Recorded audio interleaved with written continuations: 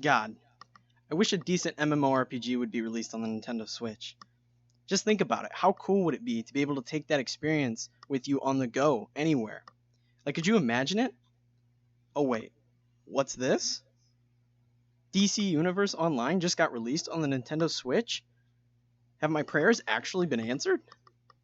Yes, it is true, folks. We have finally gotten an MMORPG release for the Nintendo Switch.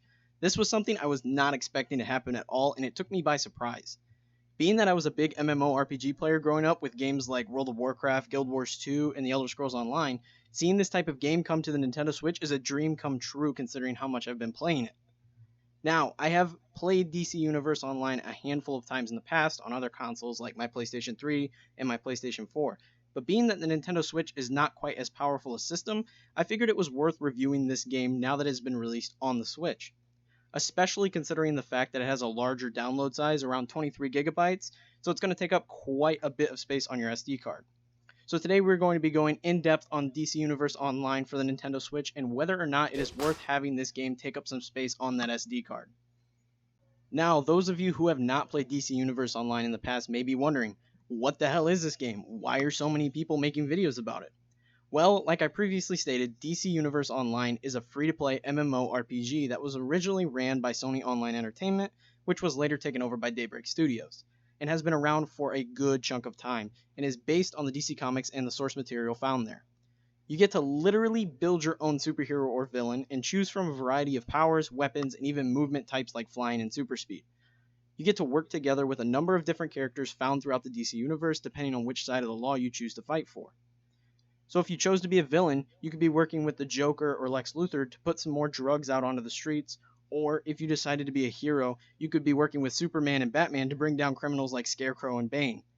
You will also be doing all of these things throughout a variety of iconic locations from the comic books, such as Gotham City or Metropolis. You are also able to team up with your friends and other players and play through the game with them if you so desire. It is a really cool concept, and I think it was executed fairly well in the case of DCUO. So before I go any further on what the game is actually like and what you will be doing while playing it, I want to talk about how it runs on the Nintendo Switch, because we all know that the Nintendo Switch is not a powerhouse of a console, so seeing a game like this come to it was a pleasant surprise. However, there were some measures taken by Daybreak Studios to ensure that this game would be able to run on the Nintendo Switch's hardware. DCUO has never been the most intensive game when it comes to the graphics, but there are some noticeable differences between the Nintendo Switch version and the versions on other consoles like PS3 and PS4. So the first thing is that the game's resolution has changed. When you are playing DC Universe Online on your TV or your monitor with your Switch on its dock, the game will be running at 800p, which is something I wish I would have looked into before recording this video, because I'm not only recorded the gameplay for this video at 1080p, but also the footage for my funny moments video I put out the other day, which if you haven't checked that out yet, I recommend it after you finish up here because that was a fun video to make. But it's because of this that the quality of the gameplay footage is a little lackluster here, which is my bad. But when you have your Switch undocked and are playing DCUO in handheld mode, the game will be running at 612p. Aside from the noticeable resolution changes, the game runs very well during most situations. I very rarely encountered any sort of frame drops while playing unless there was a lot of other players around using their abilities all at the same time, and even then the frame drops were still rare. So now that that is out of the way, we are going to be moving on to what you will actually be doing while playing this game. Once you make your first character, there will be a little tutorial area that will teach you the basics of the game and provide you with some context to the story within this game. After that, you are teleported to one of the main cities in the game and will be given a main quest line that you will follow. If you're familiar with other MMORPGs like World of Warcraft, you will feel right at home doing these quests. They really just consist of a series of tasks like go here and beat up these guys, or go there and blow up these things for whatever reason, which will end up with a boss fight section featuring a character from the DC universe, which are pretty fun in my opinion. There are also side quests you can find as you are following your main story, which can give you some bonus rewards here and there, and as you're doing all of these quests and tasks you have set out for you, you will be leveling up your hero and villain and unlocking new abilities, skills, and attack combos for your character. Now there are also some instance dungeon type missions you can go queue up for and partake in with other players, which are pretty entertaining and reward you with a lot of equipment and experience. One thing I noticed while I was doing one of these instance missions was that DCUO actually includes a voice chat system built in, so you can communicate with your teammates, which I found really cool and unexpected. And since there are clearly two playable factions in this game, those being the heroes and the villains, there is PvP in the game through the forms of open world PvP, which you can toggle on and off, and instance PvP battles. There are so many things for you to do in this game and sink a lot of time into without even realizing it. Now, this game is definitely not all sunshine and rainbows. There are some issues I have with the game, and I don't want to simply leave those out of the video, and oddly enough, none of them have to do with the game's performance on the Nintendo Switch system. Firstly, there is the fact that the game is free to play.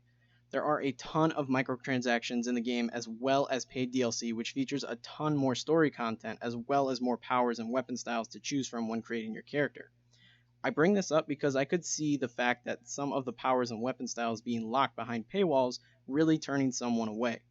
I mean, it would suck if you took the time to download this 23GB game only to find out that you can't give your character Green Lantern powers because you haven't bought the appropriate DLC that gives you that power set. However, there is a paid subscription that you can sign up for and pay $15 a month to have access to all the DLC content in the game. The second con associated with DCUO is the fact that there are only 2 character slots available to free-to-play players. Now, this is enough to have one hero and one villain character, but it means you won't be able to experience other character powers or movement styles without deleting one of your existing characters to create a new one, unless you decide to subscribe to the subscription service or buy the DLC packs, which include a couple extra character slots. The third problem with DCUO could have been seen as both a positive and a negative. The Switch version of DCUO has its own dedicated server, meaning that all the players on release started at the same level. No one was ahead of anyone, meaning you had a ton of people to team up with and get tasks done with. However, because of this, there is no crossplay or cross-progression. So players like myself, who have played on other systems, could not bring over their characters to the Nintendo Switch version of the game. The final problem I experienced while playing DCUO was when I was actually recording the gameplay for this video and the Funny Moments video from the other day. I would be fighting enemies that I needed to kill for a quest completion, and the game would lag, which either led to me pulling more enemies than I meant to and losing a ton of health, or me punching the air for a few extra seconds without actually doing anything. Now, this could have just been my internet connection shitting the bed on me, but I have heard of other people experiencing this problem, and if that's the case, it is definitely an inconvenience that needs to be fixed. But that pretty much covers everything you need to know about DC Universe Online on the Nintendo Switch. It is a really solid free-to-play MMORPG, however there is that paywall to unlock the extra story content, but without that, before you even have to consider purchasing any DLC or subscribing to get the extra story content, there is about 10 hours of gameplay, which would equate to 20 if you played on both the hero and villain sides. So if you are into superheroes and comic books like myself, then I recommend giving this game a go. Hell, even if you aren't that into superheroes and comics, I recommend giving this game a go as well. It's a lot of fun, and best of all, it's free. And despite having a lot of the story content locked behind this paywall that I mentioned earlier, I believe that there is enough free-to-play content that you can pick this game up and be entertained for a fair amount of time.